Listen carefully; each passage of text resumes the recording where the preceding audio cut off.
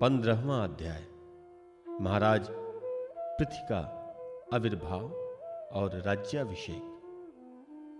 श्री मैत्रेय जी कहते हैं, विदुर जी, इसके बाद ब्राह्मणों ने पुत्रहीन राजा बेन की भुजाओं का मंथन किया। तब उनसे एक स्त्री पुरुष का जोड़ा प्रकट हुआ। ब्रह्मवादी ऋषि उस जोड़े को उत्पन्न हुआ देख और उसे भगवान का अंश जान बहुत प्रसन्न हुए और बोले। ऋषियों ने कहा, यह पुरुष भगवान विष्णु की विश्वपालिनी कला से प्रकट हुआ है और यह स्त्री उन परम पुरुष की अनपायिनी, कभी अलग न होने वाली शक्ति लक्ष्मी जी का अवतार है। इसमें से जो पुरुष है वह अपने सुयश का प्रथन विस्तार करने के कारण परम यशस्वी पृथु नामक सम्राट होगा। राजाओं में यही सबसे पहला होगा। यह सुंदर दांतों वाली, एक गुण और आभूषण को विभूषित करने वाली सुंदरी इन पृथु को अपना पति बनाएगी। इसका नाम अर्ची होगा।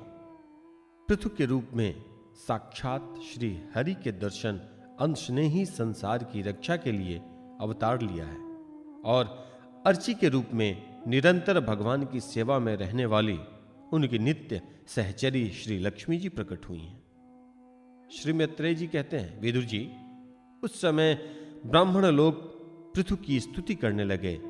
श्रेष्ठ गंधर्वों ने गुणगान किया, सिद्धों ने पुष्पों की वर्षा की और अप्सराएं नाचने लगी। आकाश में शंख, तुरही, मृदंग और दुदुम्भी आदि बाजे बजने लगे।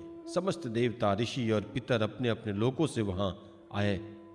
जगत गुरु ब्रह्मा जी देवताओं और देवेश्वर के साथ पधारे।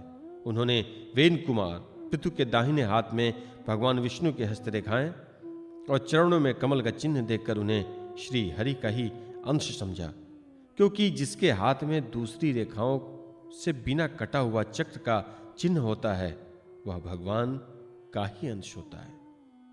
वेदवाणी ब्राह्मणों ने महाराज पृथु के अभिषेक का आयोजन किया।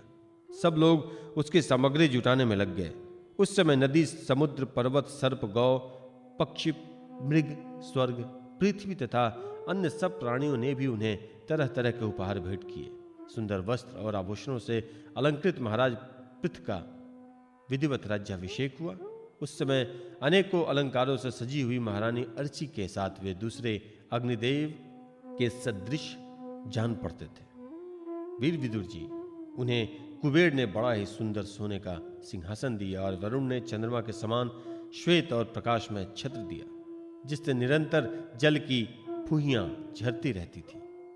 वायु ने 2 चंवर, धर्म ने कीर्तिमयी माला, इंद्र ने मनोहर मुकुट, यम ने दमन करने वाला दंड, ब्रह्मा ने वेदमय कवच, सरस्वती ने सुंदर हार, विष्णु भगवान ने सुदर्शन चक्र, विष्णु प्रिया लक्ष्मी जी ने अविचल संपत्ति, रुद्र ने 10 चंद्राकार चिन्हों से युक्त कोश वाली तलवार, अंबिका जी ने 100 चंद्रकार चिन्हों वाली ढाल, चंद्रमा ने अमृतमय अश्व, त्वष्टा विश्वकर्मा ने सुंदर रथ, अग्नि ने बकरे और गौ के सिंहों का बना हुआ सुदृढ़ धनुष, सूर्य ने तेजोमय वाण, पृथ्वी ने चरण स्पर्श मात्र से अभिष्ट स्थान पर पहुंचा देने वाली योगमयी पादुकाएं, आकाश के अभिमानी 2 देवताओं ने नित्य नूतन पुष्प की माला, आकाश विहारी सिद्ध गंधर्वादी ने नाचने, गाने, बजाने और अंतर्ध्यान हो जाने की शक्तियां, ऋषियों ने अमोघ आशीर्वाद,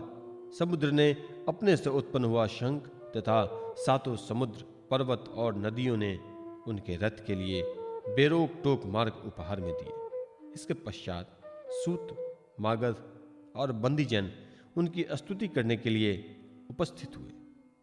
तब उन स्तुति करने वालों का अभिप्राय समझकर बेनपुत्र परम प्रतापी महाराज पृथु ने हंसते हुए कहा, मेघ के समान गंभीर वाणी में कहा।